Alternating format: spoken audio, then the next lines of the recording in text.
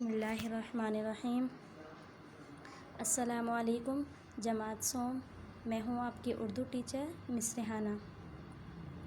پیارے بچوں، جیسا کہ کل ہم نے لیکچر نمبر 5 میں صفحہ نمبر 8 کی پڑھائی کی تھی، اس کے سبق کا نام ہے دل نہ کسی کا ٹوٹے۔ تو پیارے بچوں، ایک کہانی ہم نے شروع کی تھی ایک بدو اور آپ صلی اللہ علیہ وسلم کی گفتگو کے درمیان، ٹھیک ہے۔ ایک بدو کس طرح آیا، بدو کسے کہتے ہیں؟ عرب کے صحرائی لوگوں کو، ٹھیک ہے۔ اور ایک بدو حضرت محمد صلی اللہ علیہ وسلم کی خدمت میں حاضر ہوا تھا اور اس نے پھر آپ صلی اللہ علیہ وسلم کو چند ککڑیاں پیش کی، اور پھر آپ صلی اللہ علیہ وسلم کی عادت تھی کہ کسی کا دل نہیں توڑتے تھے آپ صلی اللہ علیہ وسلم، ٹھیک ہے۔ بدو نے آپ صلی اللہ علیہ وسلم کو تحفے میں کیا پیش کی تھی؟ ککڑیاں پیش کی تھی۔ تو آپ صلی اللہ علیہ وسلم نے بدو کا تحفہ قبول بھی فرما لیا تھا اور خوش کرنے کے لیے ککڑیاں توڑ کر اس کے سامنے ہی کھائی تھی۔ تو اس کا بقیہ حصہ صفحہ نمبر 9 پر موجود ہے، آئیے پڑھنا شروع کرتے ہیں۔ تمام طلبہ صفحہ نمبر 9 کھول لیجئے۔ اس کے بعد حضور پاک صلی اللہ علیہ وسلم نے ایک اور ککڑی کھائی، پھر ایک اور کھائی، یہاں تک کہ ساری کھا لی۔ حضور صلی اللہ علیہ وسلم کی یہ بھی عادت تھی کہ جب کھانے کی کوئی چیز تحفے کے طور پر آتی تو اسے پاس بیٹھے سب لوگوں میں تقسیم فرما دیا کرتے تھے۔ یعنی آپ صلی اللہ علیہ وسلم کی ہمیشہ یہ عادت تھی کہ جب بھی کوئی تحفے کے طور پر کوئی چیز آتی تو آپ صلی اللہ علیہ وسلم جو قریب بیٹھے ہوئے لوگ تھے ان میں بانٹ دیا کرتے تھے، تقسیم فرما دیا کرتے تھے۔ لیکن آج اس طریقے کے خلاف ہوا تھا، یعنی آج ایسا کچھ نہیں تھا۔ صحابہ کرام بھی حیران تھے کہ آج کیا وجہ ہے جو آپ صلی اللہ علیہ وسلم نے ہم لوگوں کو حصہ ہی نہیں دیا۔ پیارے بچوں، اچھی زندگی گزارنے کے لیے یہ بات بہت ضروری ہے کہ اگر کسی کے بارے میں کوئی ایسا خیال دل میں آئے جس کی کوئی وجہ سمجھ میں نہ آ رہی ہو تو اس شخص سے اس کے متعلق پوچھ لیا جائے۔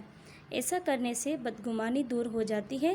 ہمارے پیارے نبی صلی اللہ علیہ وسلم کے صحابہ کرام اس بات پر پوری طرح سے عمل کرتے تھے۔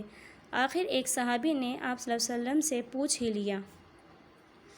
پیارے بچوں، اس میں بتایا گیا ہے کہ حضور پاک صلی اللہ علیہ وسلم کی عادت تھی کہ ہمیشہ پاس بیٹھے ہوئے تمام لوگوں کو تقسیم کر کے چیز کھایا کرتے تھے، یعنی تحفے کے طور پر جو بھی چیز آتی تھی وہ تقسیم فرما دیا کرتے تھے، بانٹ دیا کرتے تھے۔ لیکن آج ایسا کچھ نہیں ہوا، یعنی آپ صلی اللہ علیہ وسلم نے کسی صحابی کو کوئی حصہ نہیں دیا۔ اس سے یہ ہوا پیارے بچوں، جب اچھی زندگی گزارنے کا مقصد کیا ہے؟ اچھی زندگی گزارنے کے لیے یہ بات بہت ضروری ہے کہ جب ہمارے دل میں کسی کے متعلق یا کسی کے بارے میں کوئی غلط بیانی آ جائے یا دل میں کوئی غلط خیال آ جائے تو اس سے پوچھ لینا چاہیے کہ آپ نے یہ بات ایسی کہی یا یہ بات اس طرح ہے یا نہیں۔ اس سے یہ ہوگا کہ آپ کے دل میں جو غلط بات آئے گی وہ دور ہو جائے گی۔ اسی طرح صحابہ کرام رضی اللہ تعالیٰ عنہ اس بات پر اچھی طرح سے عمل کیا کرتے تھے۔ آخر ایک صحابی نے آپ صلی اللہ علیہ وسلم سے پوچھ ہی لیا۔ آئیے املا کے لیے مشکل لفظ پر نشان لگا لیتے ہیں۔